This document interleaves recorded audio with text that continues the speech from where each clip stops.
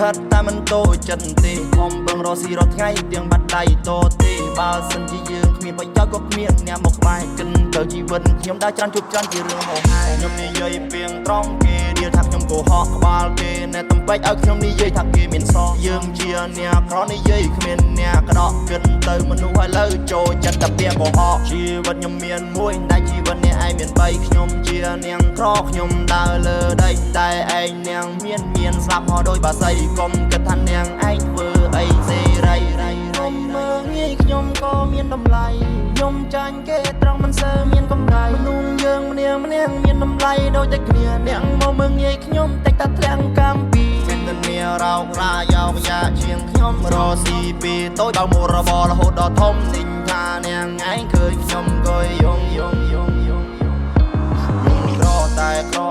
ក្រស្តង់ដាខំប្រើនៅកំណត់ដ៏អចាប់លឺថ្លាថ្លៃត្រារលុយចិញ្ចឹមគ្រួសារមិនអោយគេមើងងាយខ្ញុំរឿងដដែលទីណាកុំសូនណាមើងងាយពីជ័យថាខ្ញុំនេះគ្មានបែបសាមិនបាច់និយាយពីងនឹងប្រយ័ត្នខ្ញុំនេះផ្ទះដាច់ញ៉ាដាក់មករចាញ់ទៅរលុយមិនដូចគេព្រិនឡើងគៀងអង្គុយបើមិននុយតែខ្ញុំមិនខំកិន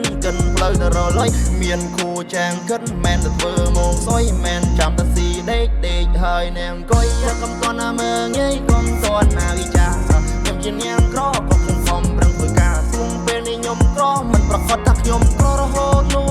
ទេ